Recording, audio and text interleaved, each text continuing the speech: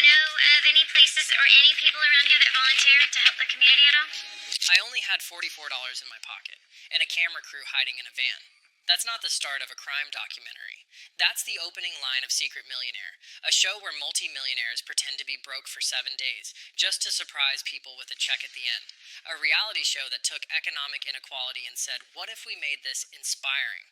Each episode plays out like a bootleg Hallmark movie meets undercover cop drama, except instead of busting criminals, the rich are out here busting into soup kitchens and acting like they've never heard of minimum wage. What's a food bank? Do they give you sushi too? And yet, in 2011, America loved this. With 12.6 million viewers on premiere night, Secret Millionaire became the feel-good hit nobody asked for, but everyone cried to. Critics called it heartwarming, uplifting, and a rare show that makes you feel something other than shame for watching TV. Because for one beautiful moment, it felt like rich people cared. It looked like reality TV had a soul. It seemed like money could fix everything, as long as you filmed it in slow motion with piano music. But of course, it wasn't that simple, because Secret Millionaire wasn't about fixing poverty. It was about rebranding wealth. It was about the performance of empathy. It was poverty porn in a gift box, and we didn't even know we were unwrapping it. So how did we get here? And how the hell did a show about billionaires in disguise become one of the most watched feel-good series of the decade?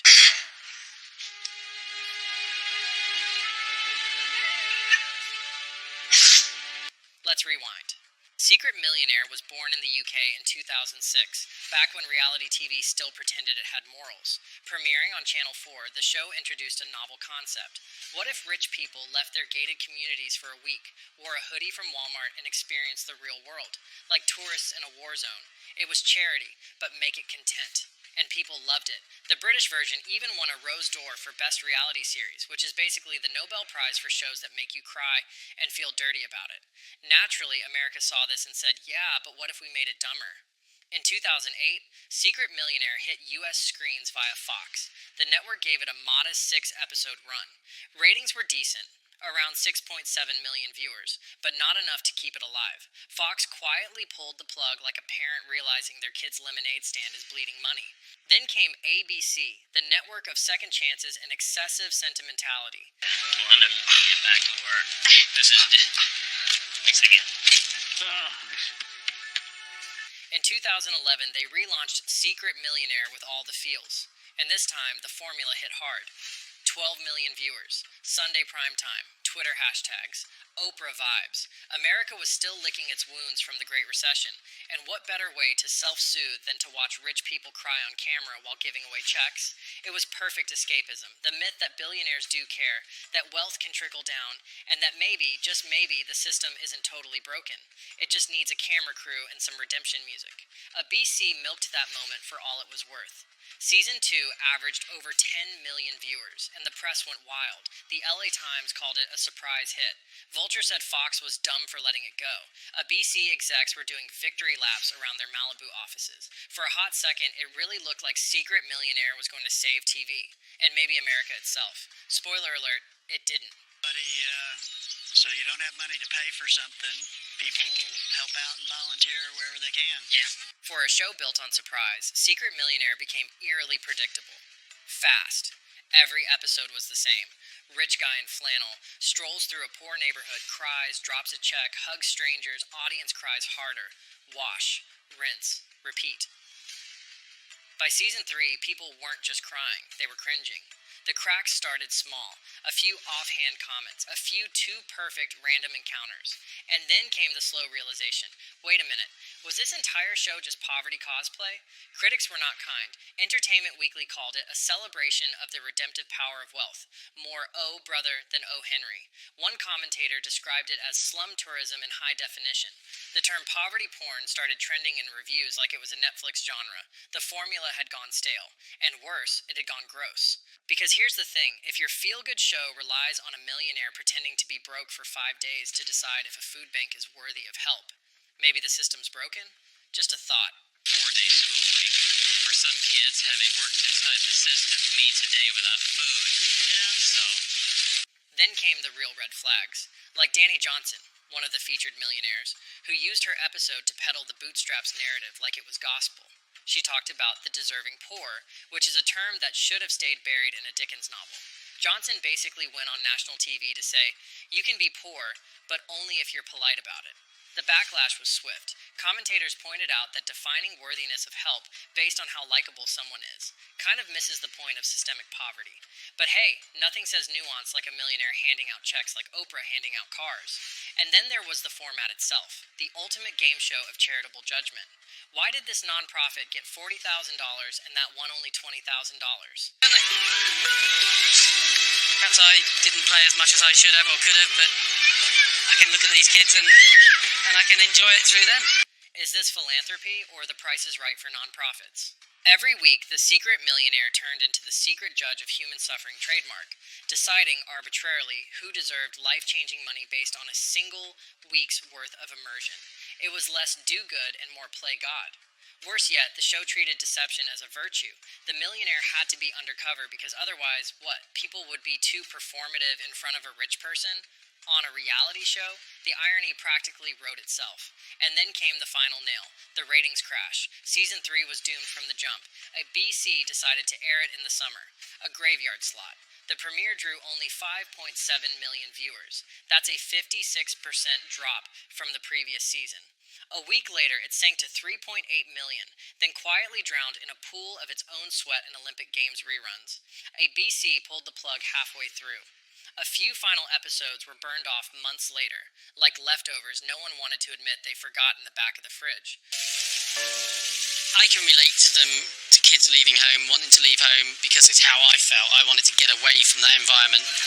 The so-called finale in September 2013 tried one last dramatic swing, a record-breaking $1 million donation to an entire town in Oregon, a literal $1 million drop to go out with a bang. And for a brief second, it worked. Clips went viral. Headlines wrote themselves, "Millionaire changes entire town's future." But even that became its own meme. The message wasn't, "This town deserves funding." It was, "Look how generous this millionaire is." The spotlight never stayed on the people receiving help. It always bounced back to the glowing aura of rich benevolence, like an Instagram filter for philanthropy. Behind the scenes, even participants grew skeptical. Reports trickled in that the random interactions were heavily orchestrated, that producers steered millionaires towards certain characters in the community, that some of the gritty living conditions were sanitized for comfort. The camera's version of "Don't show the mold, we're still on a BC." It was all too clean, too polished, too perfect to believe. My goal is to make sure young people become productive citizens, stay out of jail. My goal is that they get a job so that they can take care of themselves. Even Twitter began to turn. What started as emotional live tweets under hashtag secret millionaire, "I'm crying," gave way to hashtag poverty porn and "Is this satire?" One woman tweeted simply "drained hashtag secret millionaire," which honestly should have been the show's final tagline. The audience was catching on. The formula wasn't just repetitive, it was revealing something uglier. This wasn't about highlighting poverty, this was about repackaging guilt. It became clear that secret millionaire wasn't helping America understand economic inequality. It was helping rich people feel better about it. For 1 week, they got to cosplay humility. They got to feel like heroes. And then they went back to their yachts while the rest of us sat at home wondering why food banks need to audition for survival on national television. This is overwhelming to me. And I'd like to gift them today. Okay. How do you feel about that? Yeah. In the end, the show became exactly what it claimed to fight against, a performative gesture dressed up as transformation.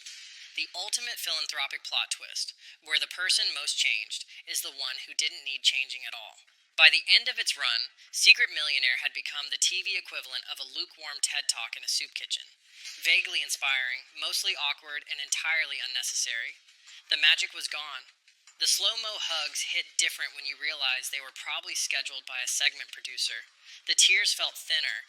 The checks felt more like plot devices than lifelines. And most importantly, the audience knew the script. Every episode, the same beats. A rich person discovers poverty like it's a hidden Easter egg. They connect with a few hardworking underdogs. They reveal their identity in a dramatic scene that always includes the words, "You've changed my life more than I've changed yours." And then the check drop. Boom, done, reset, repeat. It stopped feeling like storytelling. It started feeling like propaganda. The worst part? It was selling the fantasy that charity is only real when it's flashy. So, I have a check here for New Hope Grief Support Community. That kindness only counts if it comes from someone with a net worth over $10 million and a network TV contract. By 2013, even parody accounts on Twitter were calling it out. Tune in to Secret Millionaire tonight. Watch a billionaire cry for 3 minutes and solve systemic poverty with a novelty check. TikTok and YouTube didn't help. Years later, clips from the show resurfaced with sarcastic captions like, "When your poverty has to be heartwarming enough to earn rent." One viral video stitched together a montage of millionaires saying the exact same things. This week has changed me forever. I've never met people so real. You inspire me. You could practically turn it into a drinking game. Warning, you will not survive. I had the pleasure of spending a couple days with the Alonzo family and helping them with bringing in a memorial garden for... And let's be honest, in today's media climate, the idea of disguising yourself as poor to learn empathy feels gross, like cosplaying oppression for the emotional arc. Secret Millionaire wasn't just dated, it was dystopian. In a post-2020 world, where conversations around equity, performative allyship, and systemic change have gone mainstream, this show feels like the corporate version of Thoughts and Prayers. A lot of sentiment, zero strategy. It wasn't a rescue mission. It was a redemption narrative. But not for the communities, for the rich. Because at the end of the day, Secret Millionaire didn't teach us anything new about poverty, but it did teach millionaires how to feel noble, without actually doing the work. At its core, Secret Millionaire was never about the people it claimed to help. It was about the people watching. Gonna stand by me, kids? Have we got everyone in? Yeah? Get everyone? People who wanted to believe that wealth could be benevolent, that the system just needed a kind billionaire in disguise to fix it all.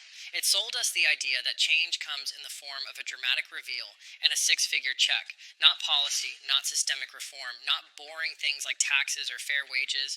No, just a rich person, a flannel shirt, and a week of pretending. And for a while, we bought it.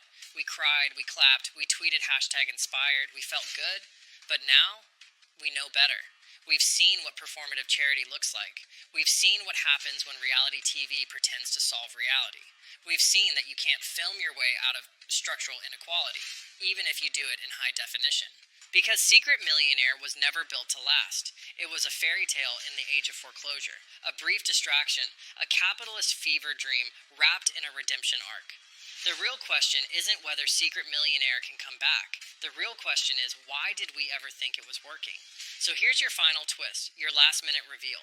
It wasn't about saving communities. It was about saving face. Guy, and he's kind of walking through with a walker, and I happened to look down at his shoes, and they were covered with excrement. He's eating a half or not. But hey, if you want to change the world, you don't need to fake being poor or film yourself handing out checks. You just need to like, subscribe, and comment below.